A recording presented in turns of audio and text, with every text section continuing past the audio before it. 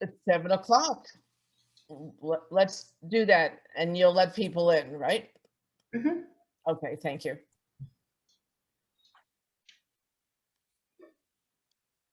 Well, welcome everybody who's here or will be coming here to celebrating our poetry, photography, and pride. And it is very exciting for me to be able to introduce you to Emanuel Xavier. I met Emanuel the first time in 2012 when a Vanessa Martyr, a young woman who found herself in one of my photographs and became a writer. We collaborated on an exhibit at the Living Gallery called Defying Devastation, Bushwick in the 80s. And Vanessa, being a writer, wanted to invite other writers who came of age in Brooklyn during the 80s to give a live presentation. Among them was Emanuel Xavier. He shows up with a Bushwick t-shirt, which is in 2012, you didn't see that.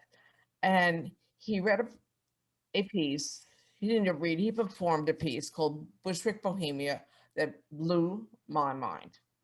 I've never experienced anything like that.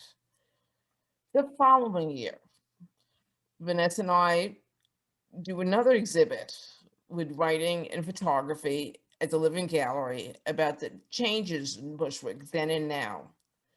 Emanuel wrote a poem specifically to one of my photographs. So that's 2012 and 2013. In 2014, for my first book, A Tale of Two Cities, Discovered Bushwick, he contributed 2 poems and gave live presentations. Again, in 2015, for my book, Sassy 70s, he contributed one of his poems and did a live presentation. On the other, and this interchange began. For his book Nefarious, he included my photographs, and then Emanuel was invited to do a TED talk about his poetry about Bushwick, and I was so honored that he asked to include my photographs as part of his TEDx talk. And now here we are in 2021, and asking Emanuel that I'm doing another book. Would you consider? He didn't even he didn't waste a breath to say yes. And yes, yeah. What about the Bushwick Bohemia piece? I almost fainted. He said he wanted to do that, and other work.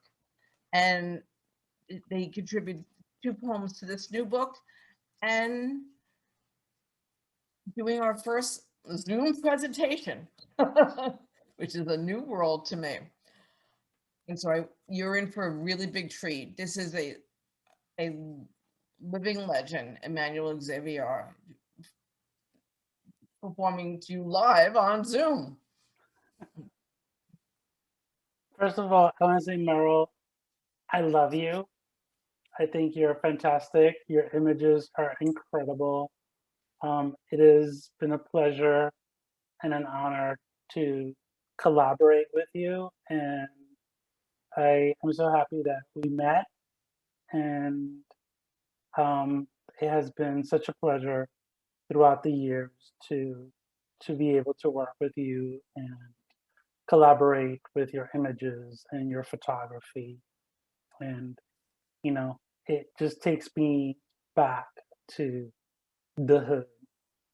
So thank you for inviting me to be part of your life and your artistry and for all that you do. So thank you for having me. And that's it. I'm just going to get right into it. This first poem is called Nueva York. And I've read it plenty of times. And this image totally captures Bushwick back in the day and the spirit of Nueva York and New York City. And this poem goes like this. While Mexicans shine the sole of the white men's shoes, Ricans and Dominicans drive around with black-faced virgins and saints on their dashboards, blasting rap and freestyle down the streets where mountain campesinos fall in love with South American cholas, getting cruised by the homeless men, loose change jingling in their pockets, and all the Latinos freezing their nalgas off, screaming, "Me cago en Dios," while reminiscing about homelands where tropical trees and twilights warm their souls, and the sun brings out natural skin tones. Papito vendiendo coquitos mientras brown-skinned project mothers cross themselves every morning before heading off to the factories or going out to do the compras so that the children won't have to eat pan con welfare cheese again. 16-year-old Angie popping her gum, hands on her cintura, screaming, "Yo, Miriam, throw down the baby." But I don't want to go up the stairs. I'm too tired. Just throw the baby out the window. I'll catch him, I swear. The gringos watching curiously, lost in the translation, unable to understand the slang bodega terms, the Nuyorican words that give the spice of life, el ritmo y el sabor to la isla del encanto, la isla de Nueva York. This next poem is the poem that I wrote specifically that was inspired by this image called Runaway. And I dedicated it to Meryl Meisler.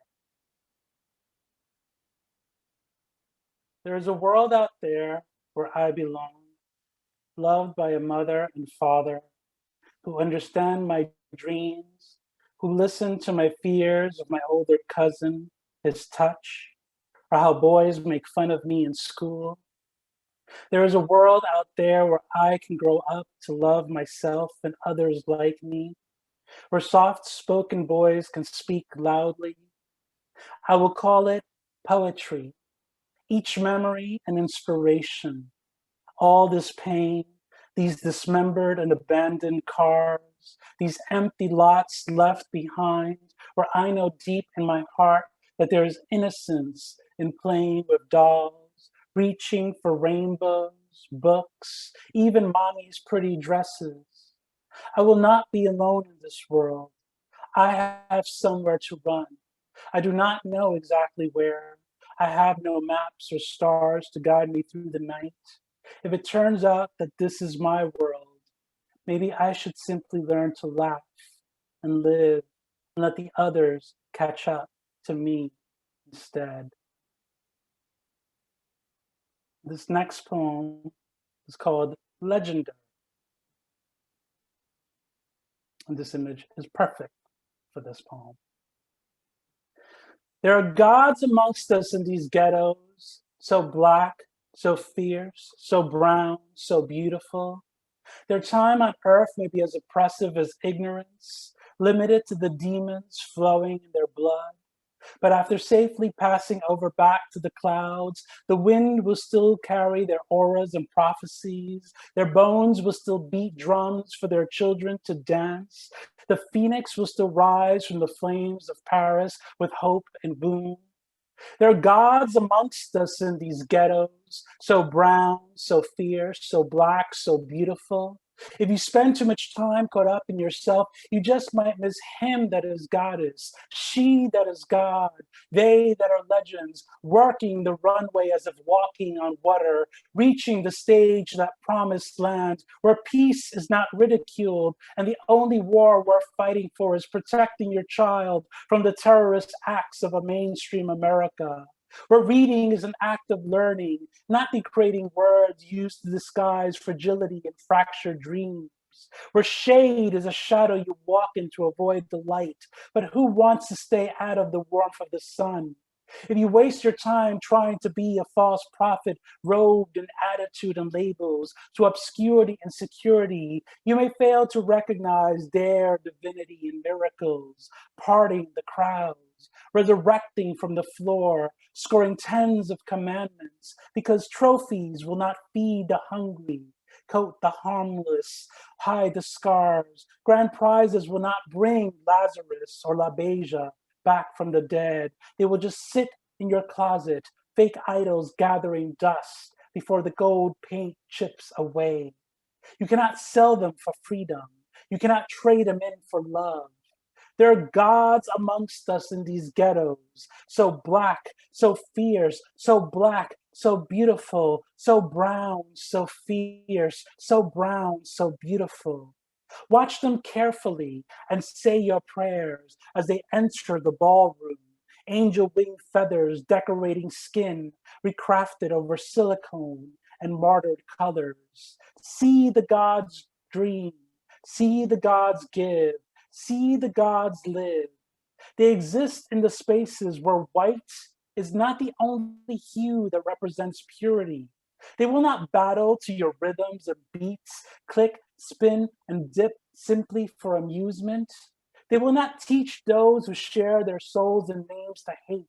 Their heartbeats are louder than the blaring speakers. You want realness? Look at your hands. Are they red from the revolution or from the blood of your own sisters? There are gods amongst us in these ghettos, so black, so brown, so fierce, so beautiful, so bright. Look up towards the heavens and pray. Then look at yourself in the mirror and say, stars are not only found out in the sky, but in ourselves. This next poem is called Broken Window. I was once one with the night, defiant building, reaching for the cobalt sky. Bright city lights, the air crisp with defiance. Now I watch as I lay in my bed, listening from the distance to the sounds of rubber against pavement speeding by, the occasional plane, jealous of the wind, waiting for the storm. This next poem is more of a prose poem, and I think it captures the spirit of growing up in Bushwick. And it's called El Hair Spray. When it came to music, the only thing she ever really knew about me was that I was turned on to Madonna after seeing her in concert. At least Abuela indulged my tendencies by introducing me to Sarita Montiel. But Mommy was in love with Venezuelan singer Jose Luis Rodriguez. She had half-naked posters of him plastered on her bedroom wall that I often fantasized about. He wasn't my type, but I wouldn't have thrown him out of bed, though Mommy always said there's a special place in hell for child molesters and the sexy little boys that seduced them. It was odd that a woman in her 30s with a son that was obviously gay would hang homoerotic imagery in the household, let alone the room she shared with my stepfather, who was taunted and cockholded by the singer Puerto Rican fans nicknamed El Puma. I suppose my posters of Boy George perhaps made him question exactly what kind of family he had taken residence with. We both wondered if El Puma was, in fact, my real father. When I let my hair grow out in the 80s, much like her idol, my mother was convinced I was paying tribute to his long, feathered locks. Never mind the fact that real Pumas don't even have a mane. It was when I bleached it orange red that she realized my inspiration was actually Cyndi Lauper. She was furious at my oblivious feminine ways, but somehow convinced herself I was destined to become her mini Puma, though in the end, I looked more like a tween Walter Mercado. El Puma starred in several telenovelas she watched religiously as I learned my lines from Dynasty. She never understood why I had no appreciation for Spanish music or television. Her favorite song was El Puma's Pavo Real, a song about, wait for it, peacocks. The irony of a man named after a large cat singing about flamboyant male birds never dawned on her.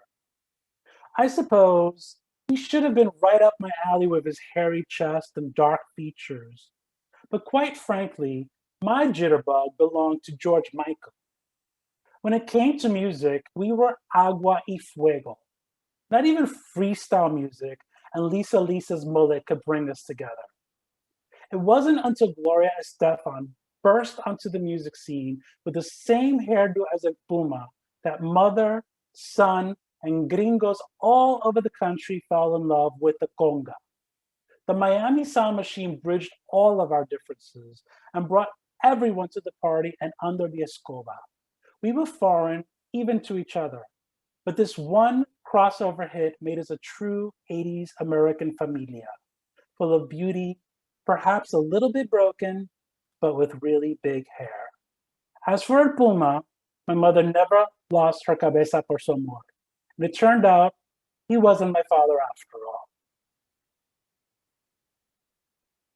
And this last poem is called Pulse. And on June 12th, it was the 5-year anniversary of the first attack on our Latinx LGBTQ community. And I wrote this poem and dedicated it to Omar Mateen, who was the gunman responsible for that incident.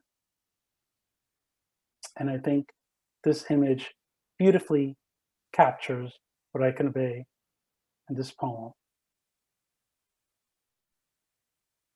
We will keep on smiling from the dance floor, and we will keep on smiling from the bar, and we will keep on loving without limits.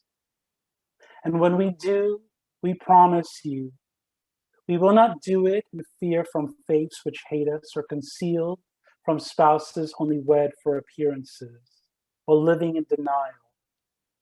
Yes, you may think it's a sin, but we promise, whatever God you pray to, his or her or their only mistake is not those who find ecstasy in the music, truth in their gender, or love in one another, but those who slaughter, silent screams, regardless of language, especially those who murder by the dozens and attempt to harm even more. You claimed not to have a problem with Black people, yet you left us all brown like you, strange fruit scattered on the dance floor. We will keep on smiling, and we will do it the same way all of God's children do, even as they keep trying to take away our rights or sending us back to other countries. This is our America too. We promise we know hatred, white supremacy, and bombings too. Yet we will never forget love is love is love. A family can come together to heal. A beautiful smile can emerge from a photograph for years to come. Your bullets will never erase our memories. We will keep on smiling. We will keep on loving in spite of you. Thank you. Beautiful. Beautiful. Wow. And now I believe we are going to premiere a video that was put together at the Shano. Para mi gente, chequéalo. Bushwick on my mind. Quinceañeras at the bodega with their pretty pink dresses, luscious dark eyes, longing to cut the Valencia cakes, while Mr. Softy lingers over coco helados y piragüeros fighting for the last dollar. Across the street, santeros dressed in white with their collares buying chickens at the poultry shop for their next tambor to be held this Sunday in someone else's crowded basement. Maggie cruising back and forth, keeping the dealers in check as the sound of beepers, Rottweiler fights, freestyle, and chanting from the Pentecostal church fill the air with the smells of pernil, alcapurrias, y empanadas from La Claribel, the best cuchifrito in town. Up on the roof, Miguelito giving blowjobs to gray-haired old men so that he can get a fade at Paul's boutique or buy mommy that fake painting she wanted for $5.99 down Knickerbocker Avenue. Melissa walking by, pregnant with her second baby, only 18 and already night manager at McDonald's. She wasn't going to end up consumed in the empty little crack bags she counted every morning on her way to Grover Cleveland High School. Hector, her boyfriend, home from playing handball all day, lying shirtless on the couch, blunted out of his mind, staring at the roach on the ceiling. One single roach in a vast desert, or maybe an alien exploring a new world, the ceiling fan, his spaceship. Doña Carmen sneezing so loud, the walls so thin, Hector says salud, and she hears him from the second floor of a Huarte Mercado on Canal 41, turning off the kitchen lights so that the roaches can scurry into the darkness, their freedom like the children playing out all night, waiting for the L train. Mira, Georgie, give me a quarter. Fine, but you better pay me back tomorrow. Life in Bushwick, ain't it a trip? One day we'll all be buried beneath the ground we spit on. Wow.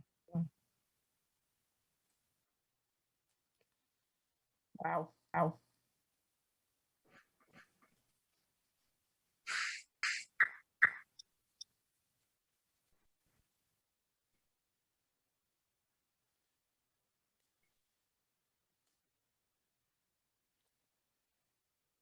Wow.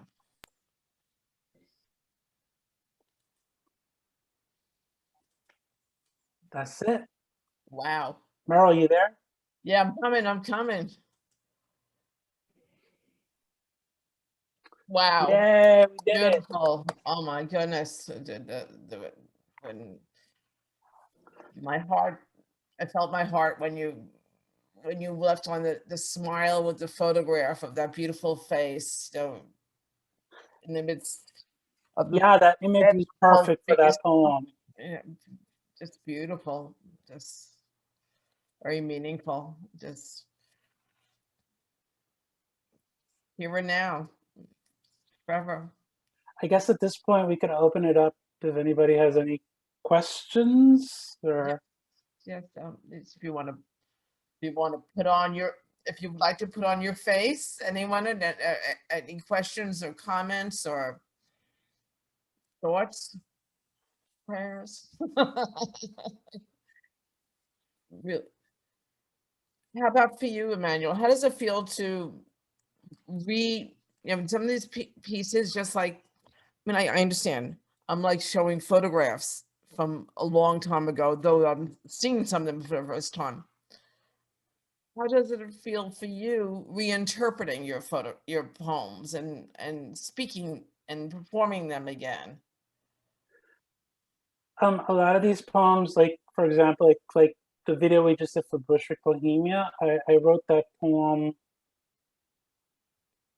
wow, like 25 years ago, pre-gentrification. And I wrote it, I think I spent many years trying to run away from my neighborhood because there were so many bad memories from growing up in the neighborhood. And when you read it, it's actually a love poem to the neighborhood.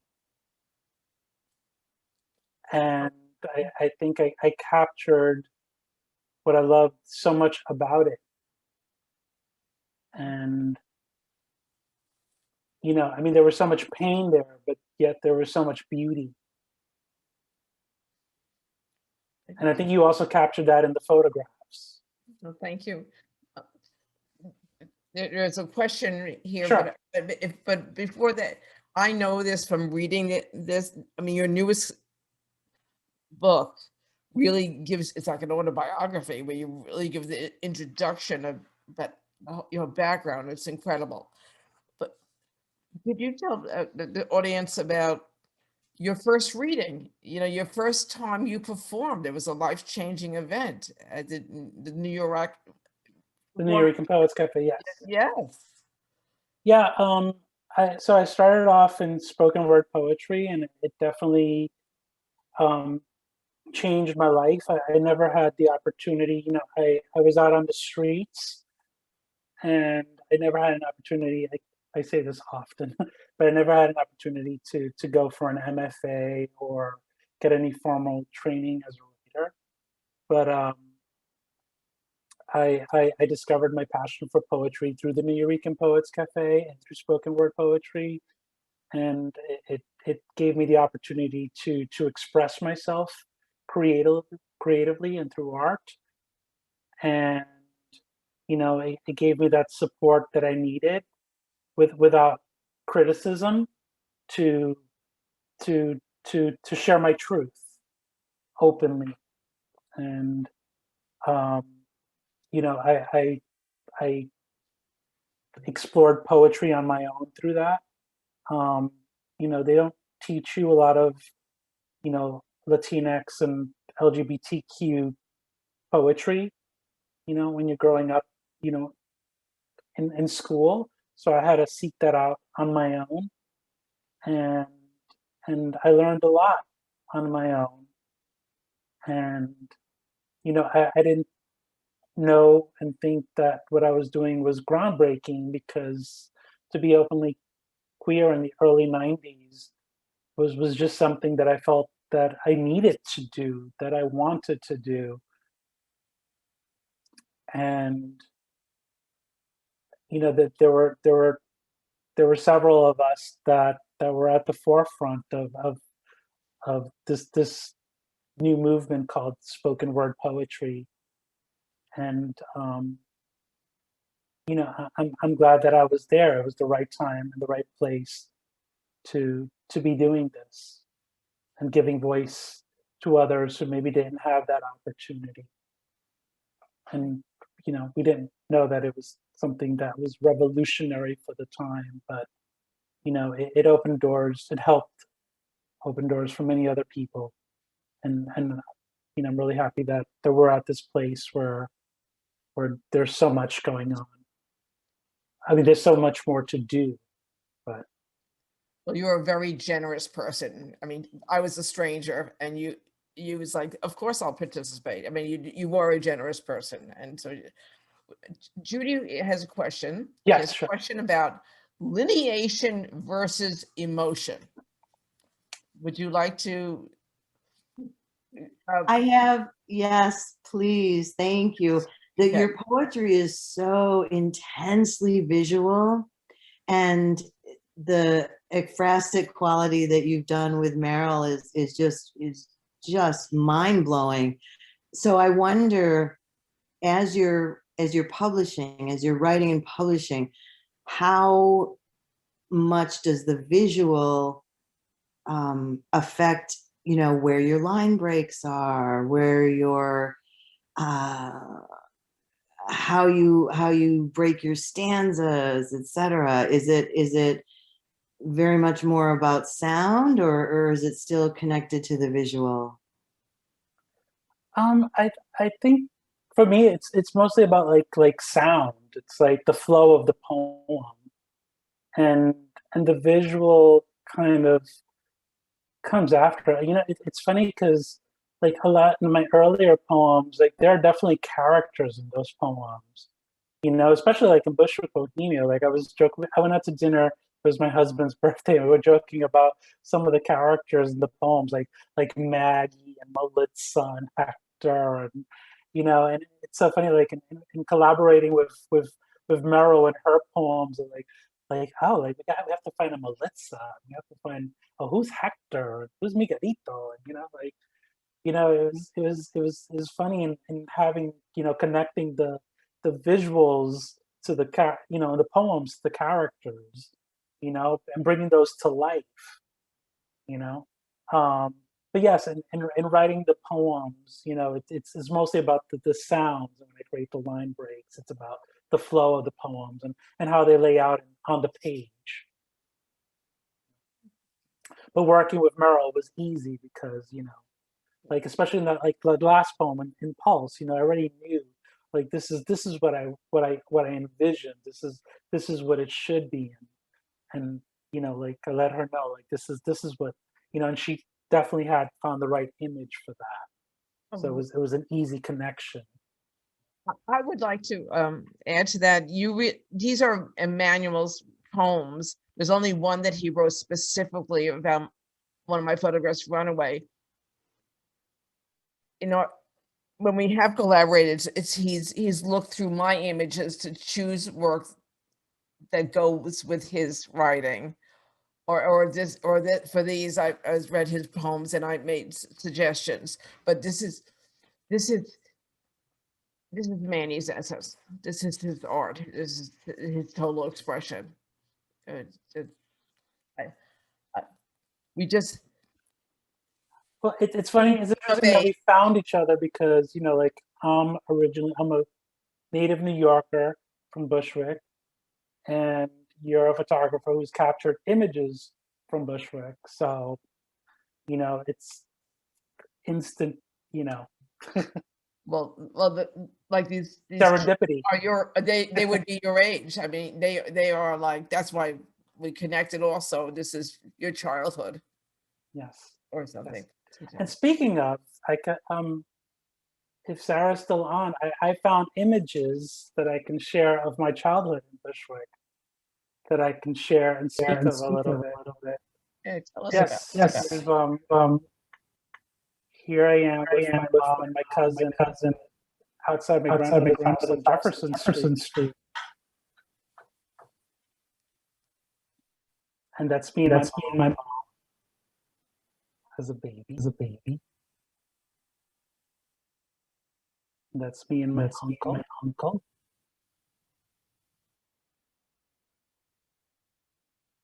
And that I believe on Graham, or as we call it, with my Liver King crown. And those tube socks. I don't know what kind of shoe. So. Tube socks. I didn't even know they went out of style. I thought no, they still are. Yeah. But yeah, but yeah, thanks so much for welcoming me to be part of this. And, I'll just take one other comment that yes. A year after we didn't meet, we did a photo shoot, or we met, and you met with Mary Cherry, a drag queen. Yes. And you were wearing the little Burger King yes. cup. Now I see why. Yes. And I'm wearing it on the cover of my book. Yeah. Yes. I wore it as a baby. Okay. So it's a thing. And I'd like to say that I had the privilege of reading his entire book, poetry, and I could not recommend it more as a moving narrative about a contemporary great poet in America, the Americas. That this is a very special young man. Someone who grew up in Bushwick, and maybe she'd like to, Linda, I think if you'd like to speak, Linda, she said, wonderful poetry and photos brings back my memories of Bushwick. Is there anything, would you like to say hello, Linda, or have any questions for Manny? I will say hello. Hi. I'm still at work, but I didn't want to miss this. Hi, nice to meet you. Nice to meet you too. I was born in Bushwick and grew up in Bushwick. Moved from there a while ago. I'm still here. I'm here in New York City, but I'm a big fan and follower of Meryl. And when I found out that you were going to do your poetry, I said, even if I'm at work, I told the doctors, I work for a dentist. I said, leave. I have to be on this call. Oh my God, your work is beautiful. Your work is beautiful. Thank you. Yes, Thank you. excellent. I love your Thank you poetry. for joining. Yeah, Thank you that so comes that much. comes from your heart. That comes from your heart. I missed the very beginning. So where did you grow up in Bushwick? I grew up on Troutman Street. Uh-huh. Yes. I'm St. Nicholas between Oh. Willoughby and Star. Oh, when I moved back to Bushwick. Bushwick, I was on Star Street between Cypress and St. Nicholas. Oh yes, Cypress and St. Nicholas. I was on St. Nicholas. Yeah, Yes. that's funny. A lot of my relatives and friends lived on Star Street between Cypress and St. Nicholas, and Cypress and whatever the other street is too. It's changed a Birth lot. the It's Queens. changed a lot.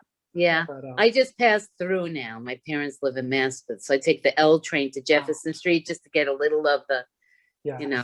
Yeah.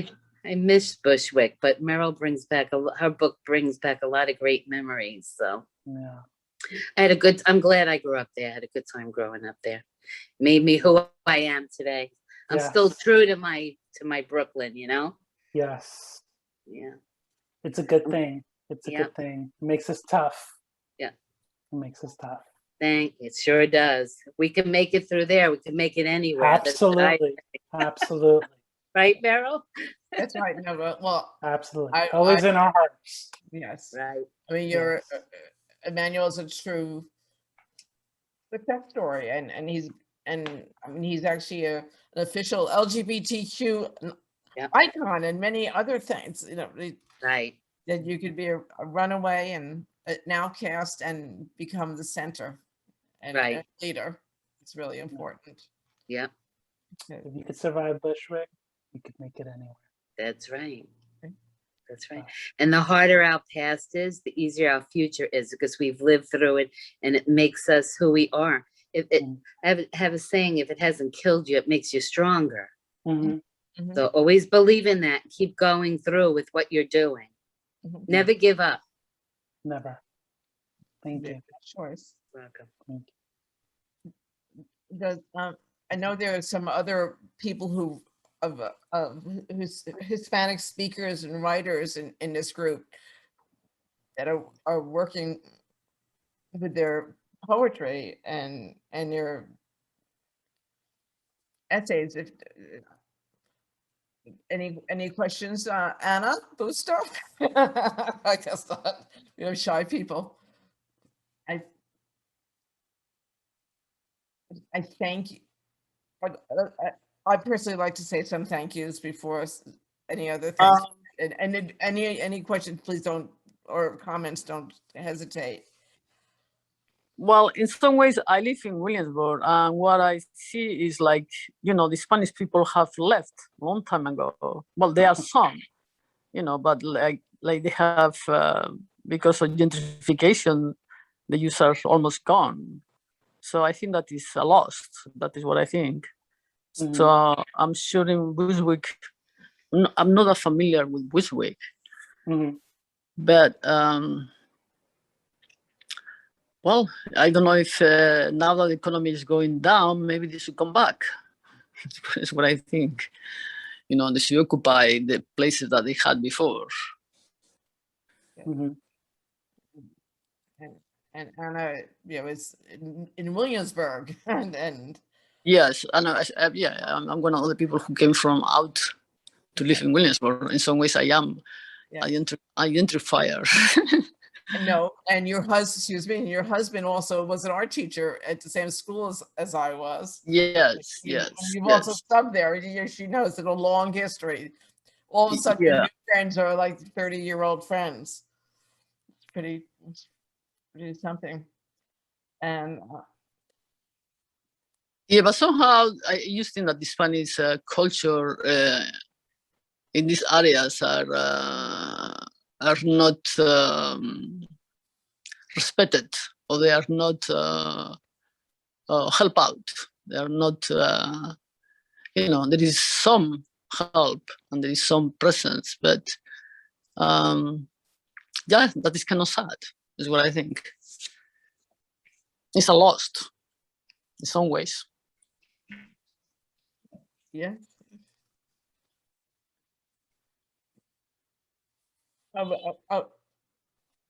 I'd like to say, first of all, thank you, Emanuel. And Thank the you. all beyond for so many your generosity through the years and inspiration. And we have a secret person behind the scenes, besides my dog barking, Sarah J, who is the Wizard of Oz, who made this happen, make it smooth. And I want to thank Patricia O'Brien, my life partner, the little pride action here, but she designs the graphics and do the book, and she's the invite and Plant Art Gallery for showing the work. And this presentation was made possible by a grant from Lower Manhattan Cultural Council, community engagement grant with the New York City Department of Cultural Affairs. Okay, in this group, because I know many of you are New Yorkers or living in the city, there's going to be right now there are grants available for artists of all disciplines. $5,000 grants to do public artwork, to public performances from now through October. Write to me if you don't know how to find the application, but this is something like this will be 3,000 of these grants available, because during the pandemic, who was hurt the most? Arts and performing. But you have to go through a non-profit, or you have to go through some kind of institution. It's not that you can apply directly to I don't know where. You have to go through some non-profit, no? A friend of mine did. I haven't gone through the application yet because I was working on this, but a friend. I don't think it's that complicated. He said it wasn't that complex.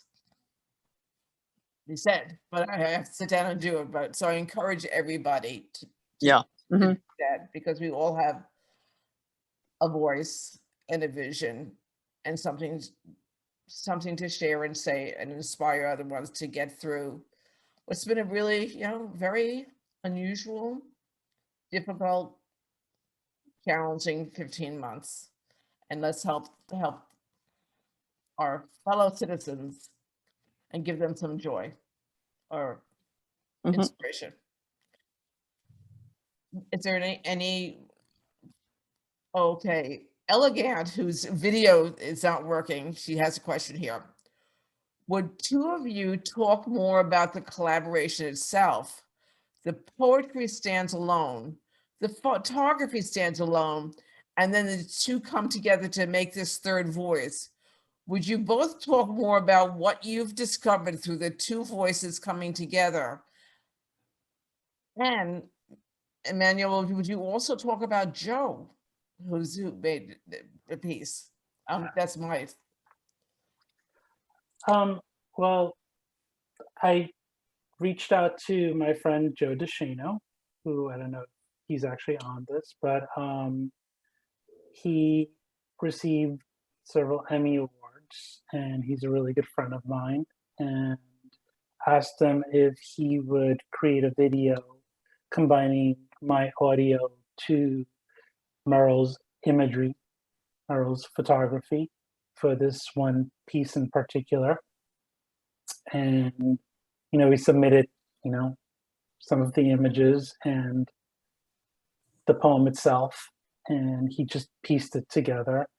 And I think we already kind of had an idea as far as what images would work best with each verse of the poem, and gave him a couple of options, and he just kind of pieced it together. And Meryl and I obviously had input as far as what we thought would be the better images that would go. But we the collaboration was smooth and easy, because creatively and artistically we knew what we thought would work best. So so the video itself was easy to put together. And as far as this presentation, yes, like I said, you know, Meryl read through the poems that I was about to read, and I asked her, you know, I had an idea as far as what the images should be, and she sent me like 2 or 3 options to look at. And then I just let her know, you know, which one I thought would be the best. And fortunately, that was, again, it was easy because we were on the same page as far as what images. I don't think there was an issue whatsoever as far as any of it. So it was a very easy collaboration because, you know, I think because artists were on the same page as far as the visual of the poem, you know. So as far as the collaboration, it was very smooth. It was very easy, I think. He's being very kind. He's very kind because I was this Zoom was challenging to me, and I'm glad that you said we need help. I mean, I think that that's my new theme. If you need help, ask for help. And Sarah J came through that way, and because you don't know everything, and you also, Manny, it's taken me 13 years to call him Manny. He's right to Manny. I go Emanuel. So now I'm saying it. And how is it that someone I just met that how is it that we've done all this over 13 years? I don't even know how it just started. It's pretty crazy. But you are, for somebody who did not go to college for this or barely got through high school, you were the ultimate professional. And you mentored me through this process. Yes. No, I mean, artistically, yes, we collaborated very easily. But as far as putting a Zoom event together, yes, I had to tell Meryl, like, no, I think we need to have somebody handle the technical stuff because, like, I don't know how to handle that. And even if I did, I want to focus more on the creative aspect of it. And, you know, like, I don't think you should be handling it either. So thank you, Sarah, for stepping. Yes. And it's really, I know there are a lot of educators in this audience, so you're always collaborating with your students or those people of college. I mean, collaboration is part of life, and it's an exciting process because it's part about being live. And I look forward to doing more. Oh, Judy wants to know. I don't know which Judy, because there's 3 of them in the room that says Judy. And it says, what are you, Emanuel, what are you working on now? Me? Oh. Yeah, someone named Judy wants to know, but it could be. Actually, it was Judy's wife, Jeannie, who wants to know. Okay. I would like to know what can I say Manny? Yes. Manny, what are you working on now? What is your subject? What are your interests? What are you developing? Well, the book just came out, so I'm enjoying that moment because it's been 25 years, so I'm celebrating this collection of the poems. And with Joe, who we just mentioned, Meryl and I are collaborating to work on a bigger project, perhaps, which I don't know if we're allowed to discuss, but yes, perhaps, you know, something more along the lines of a documentary. So, but more to come on that. And A lot for you then. Thank you so much. Yeah. And when you, and like Emanuel said, and I'm doing, when you put together a book, unless you have the higher publicity team behind you, you work it. You have to work it, or whatever. You did all this, and now you get it out there, and you are Not first ready to make the audience. order yet. I was just wanting to make sure if it was possible to order online. Yes, absolutely. It's Okay, on what app or how do I do it? well, Amazon. you can get it from your local independent bookstore, but it's also available on Amazon. I'm trying to order online from their site. I'm trying to order online. Is it possible to order online from your site? Through the publisher directly. Do this. I don't know what's going But you can get it on Amazon. Hi, I'm trying to order online, but it says that it's closed.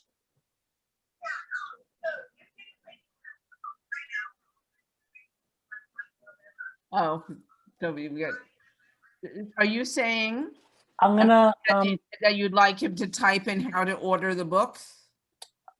put the Amazon link on right now. Okay. Let me just.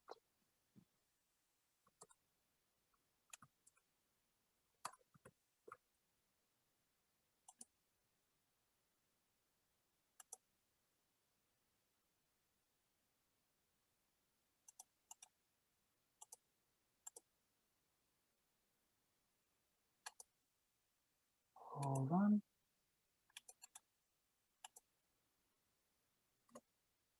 Okay. There you go. It's a big link. Sorry about that.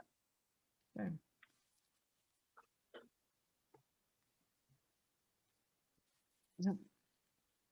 So, whether are we any other questions or comments or?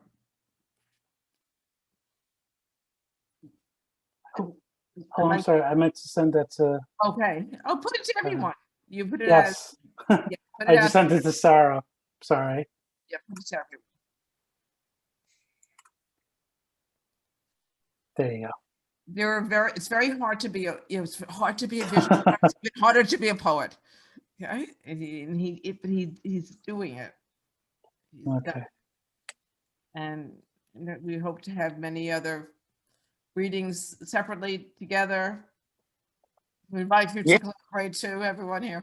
It's the birthing experience. And how many books have you done now, Emanuel? This is my 6th poetry collection and a novel and 3 edited collections. But this is the one that you want to get. This is the one. Yeah. This has all the good poems. And his first. Well, they're all good, but this is the one that has It's everything I just read. Well, you beat Moses. He did 5 books. You're on to 6. And his first, because everyone wonders, was tell people what a chapbook is. In our world, we don't know that. A chapbook is like a self-published sort of like a manifest. Like you back in the day we would go to Kinko's and print them out and staple them, sell them on our own. But your first chapbook became a sensation. It introduced Emanuel into the world of spoken word and poetry. And yeah, we would kind of just put them together and sell them at events on our own until you get like a small press publisher or somebody picks you up. So. Yeah, you could wait forever for someone else to choose to publish you, but then no, you can't wait forever. Just got to do it.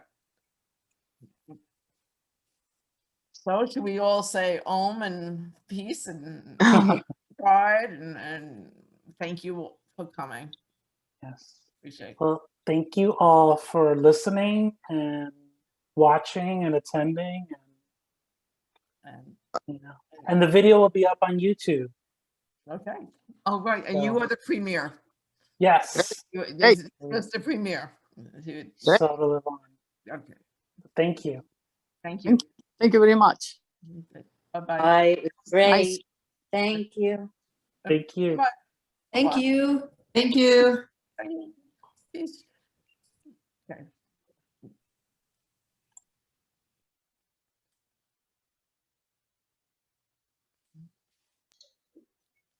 Meryl,